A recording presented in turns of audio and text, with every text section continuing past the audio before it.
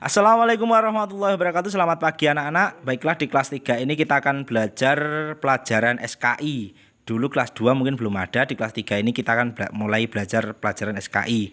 Untuk pelajaran SKI yang mengajar adalah saya ya, Pak Abdul atau Pak Dul yang biasa kalian panggil gitu ya. Mestinya sudah kenal karena kita sudah sering ketemu dulu sebelum ada pandemi. Baiklah, langsung masuk saja untuk materi pertama. Kita akan belajar keadaan masyarakat Arab sebelum Islam. Ini ada 4 subbab ya. Ya, untuk hari ini kita belajar satu saja. Keadaan geografis masyarakat Arab sebelum Islam. Ini sudah ada 2 subbab lagi. Letak geografis Jazirah Arab dan pengaruh keadaan geografis Jazirah Arab. Nah, baiklah kita langsung masuk saja supaya videonya tidak terlalu panjang. Yang pertama, keadaan geografis masyarakat Arab sebelum Islam. Masyarakat Arab disebut juga Arabia oleh ahli sejarah Yunani dan Romawi. Arabia terletak di bagian barat daya Asia. Sementara itu, ahli sejarah lain menyebutnya dengan Jazirah Arab atau Kepulauan Arabia. Sebenarnya ini adalah istilah majazi karena wilayah Arab tidak berbentuk pulau, tetapi Syibul al-Jazirah yang berarti semenanjung. Hal itu disebabkan karena wilayah Arab dikelilingi laut pada ketiga sisinya. Baiklah, yang pertama, satu, letak geografis Jazirah Arab. Secara geografis, Jazirah Arab atau semenanjung Arabia sangat strategis karena berada di posisi pertemuan 3 benua, yaitu Asia, Eropa, dan Afrika. Bagian timur Jazirah Arab berbatasan dengan dataran tinggi Persia. Bagian barat berbatasan dengan Laut Merah, sedangkan bagian utara berbatasan dengan lembah gurun Syria.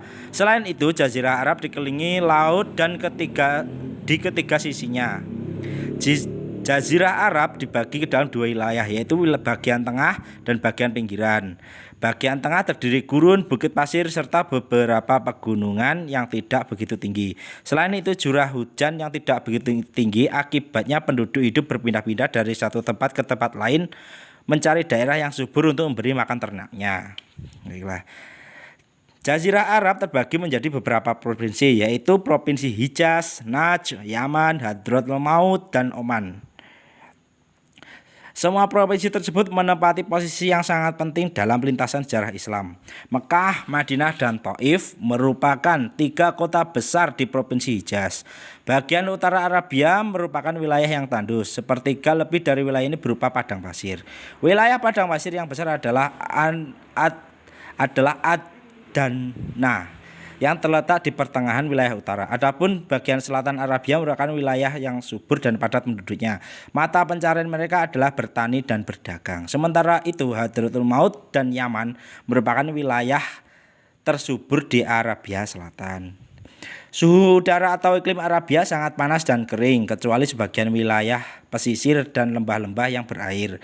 Pada umumnya, masyarakat Arabia berjiwa keras dan memiliki kesehatan yang prima untuk dapat bertahan dari keadaan iklim yang sangat ekstrim. Maksud ekstrim itu kalau malam itu sangat dingin, kalau siang sangat panas karena di padang pasir.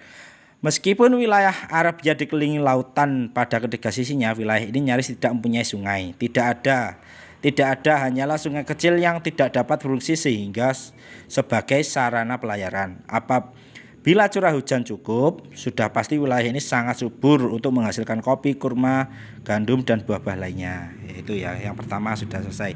Selanjutnya, pengaruh keadaan geografis Jazirah Arab. Wilayah-wilayah pesisir pantai Arabia banyak menghasilkan buah dan sayur-sayuran. Yaman merupakan wilayah tersebut di Arabia yang menghasilkan gandum dan kopi. Pertanian mereka menggunakan sistem tada hujan. Sementara itu, jagung dan padi tumbuh subur di beberapa wilayah Oman. Sedangkan di Hadramaut Maut dan Mahra utamanya menghasilkan palawija. Hasil pertanian inilah yang menjadi komoditas perdagangan di Arabia. Masyarakat Arab memiliki tanaman khas sekaligus buah primadona, yaitu kurma. Ya, kalau yang sudah pernah makan sudah tahu rasanya manis. Pohon kurma dapat hidup di daerah gurun pasir. Masyarakat Arab menjadikan kurma sebagai makanan pokok mereka. Selain sebagai makanan pokok, pohon kurma memiliki banyak gunaan. Sari kurma yang dicampur susu menjadi minuman khas bagi masyarakat Badui. Masyarakat Badui itu masyarakat yang sering berpindah-pindah itu loh anak-anak. Kayu dan daun pohon kurma yang kering dijadikan sebagai bahan bakar, sedangkan bijinya dijadikan makanan unta.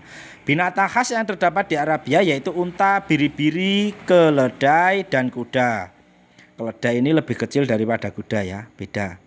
Dahulu, unta dijadikan sebagai alat transportasi oleh sebagian besar masyarakat Arab. Keledai juga digunakan sebagai sarana pengangkut barang saat bepergian. Sedangkan kuda digunakan sebagai kendaraan saat perburuan sekaligus digunakan untuk berolahraga. Baiklah, itu tadi ya materi SKI yang pertama. Untuk tugasnya yaitu ayo berlatih halaman 5. Silakan dikerjakan, dijawab di buku modul saja 1 sampai 5. Halaman 6 ya, sampai di halaman 6 ini. Silakan dijawab di buku modul saja. Baiklah, mungkin cukup sekian penjelasan dari Bapak, kurang lebihnya mohon maaf. Assalamualaikum warahmatullahi wabarakatuh.